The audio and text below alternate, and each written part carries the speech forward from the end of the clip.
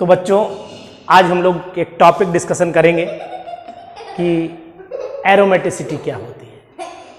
तो aromaticity benzene से related topic है, यानी कि वो कंपाउंड जो बेंजीन की बहुत सारी प्रॉपर्टी यानी एरोमेटिक अगर हैं तो कुछ प्रॉपर्टीज हैं वो शो करते हैं, उसी को हम लोग बोलते हैं एरोमेटिसिटी। यानी एरोमेटिसिटी का मतलब ये होता है कि अगर बेंजीन जैसे कंपाउंड और बेंजीन के स्ट्रक्चर ना हो फिर भी कुछ ऐसी प्रॉपर्टीज शो करें जिससे उनके जो डीलोकलाइज पाई सिस्टम का एक्सप्लेनेशन हो जाए, उसी जो रेजोनेंस हाइब्रिड शो करें, उन्हीं बात को बोलते हैं एरोमेटिसिटी।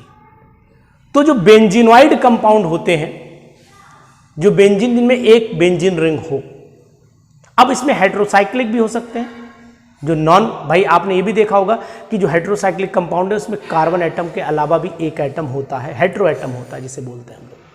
तो जो एरोमेटिक कंपाउंड होते हैं वो सबसे पहला काम है कि मॉलिक्यूल का जो स्ट्रक्चर है should be cyclic and planar, यानी कि स्ट्रक्चर साइक्लिक होना चाहिए और प्लेनर होना चाहिए, यानी प्लेन में बन जाना चाहिए, जैसे कि ऐसा भी हो सकता है ना, ये पॉसिबिलिटीज भी। अब इसमें मैं अभी नहीं बता रहा हूँ कि आप कहेंगे नहीं साहब जैसे स्ट्रक्चर है या नहीं है, जैसे ये बेंजीन ले लीजिए, ये साइक्लिक है और प्लेन पे ड्रॉ हो भी रहा है, तो साइक्लिक और प्लेनर होना चाहिए, पहली बात।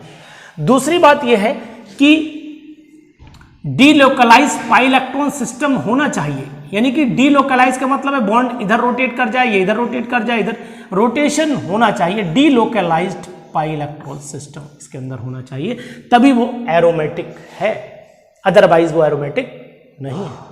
अब यानी पहला पॉइंट साइक्लिक प्लेनर होना चाहिए, दूसरा डीलोकलाइज पाई इलेक्ट्रॉन सिस्टम होना चाहिए, तीसरा रेजोनेटिंग स्ट्रक्चर बनने चाहिए,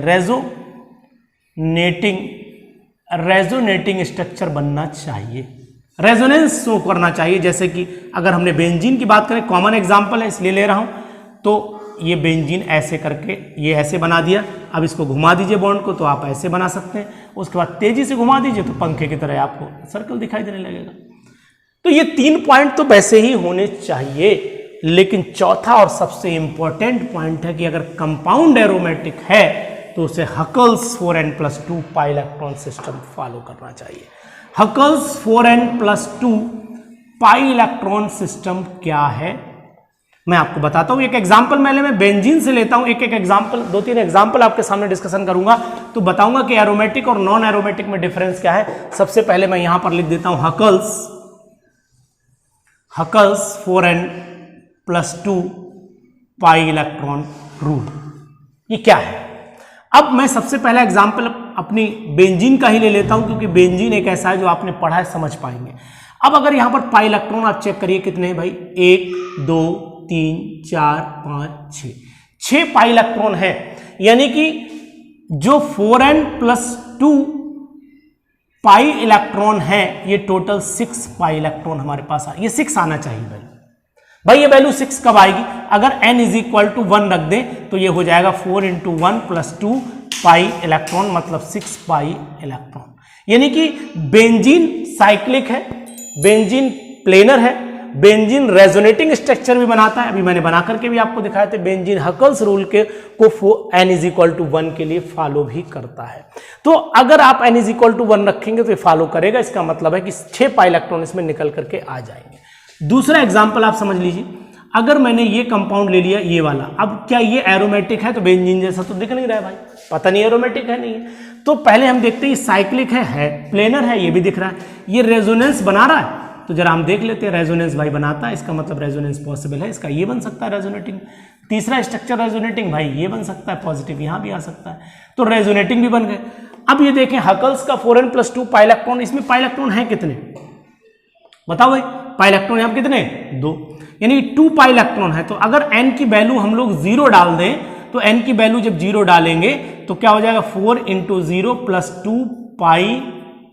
2 पाई इलेक्ट्रॉन, यानी कि ये 2 पाई इलेक्ट्रॉन आ जाएंगे। इसका मतलब है कि ये एक एरोमेटिक कंपाउंड है, ये n = 0 के लिए हकल्स का 4n+2 पाई इलेक्ट्रॉन रूल ओबे करता है, तो ये एक एरोमेटिक कंपाउंड हो गया। इसके बाद हम आपको बता देते हैं इसके बाद हम आपको बताएं कि क्या ये कंपाउंड एरोमेटिक है। चेक कर लेते हैं भाई, ये देखें ये कंपाउंड एरोमेटिक है या नहीं, ये कंपाउंड एरोमेटिक है या नहीं। अब यहाँ पर सबसे पहले पॉइंट तो साइक्लिक है, प्लेनर है, पता लग गया। दूसरा पॉइंट ये रेजोनेंस बनाएगा, बना देगा रेजोनेंस, क्यों नहीं बनाएगा रेजोनेंस।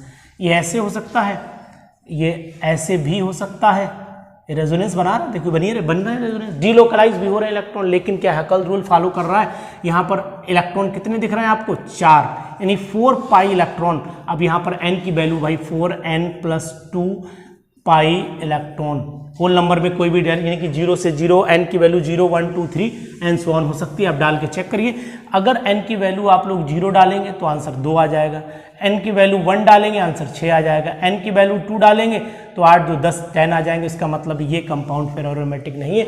ये हकल्स रूल को किसी भी n की वैल्यू के लिए फॉलो नहीं करता है, ये बात आप ध्यान रखेंगे। अब अगर आपसे ये पूछा जाए कि नेक्स्ट कोई भी कंपाउंड आपसे ले लिया, जैसे मान लो हमने ये कंपाउंड ले लिया, सपोज कर लेते हैं ये कंपाउंड ले लिया, ये कंपाउंड ले, यहाँ नेगेटिव लगा दिया और यहाँ ऐसे 1, 2, 3, 4, 5, 6, क्या ये एरोमेटिक है? इसका जवाब निकालिएगा हकल्स 4n+2 पाई इलेक्ट्रॉन से। क्या ये एरोमेटिक कंपाउंड होगा? इसका जवाब निकालिएगा इसी एरोमेटिसिटी से।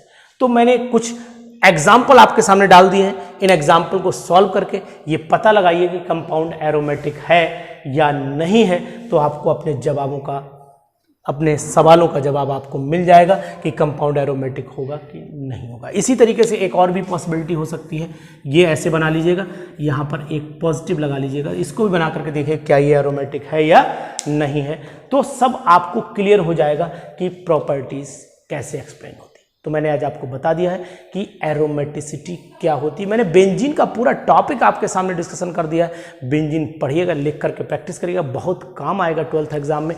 ये 11th का बहुत ही इंपॉर्टेंट चैप्टर माना जाता है, एरोमेटिक हाइड्रोकार्बन्स। उसी से रिलेटेड पूरे टॉपिक्स मैंने आपको आज बताए, और भी बताऊंगा, इसलिए वीडियो में बने रहिएगा।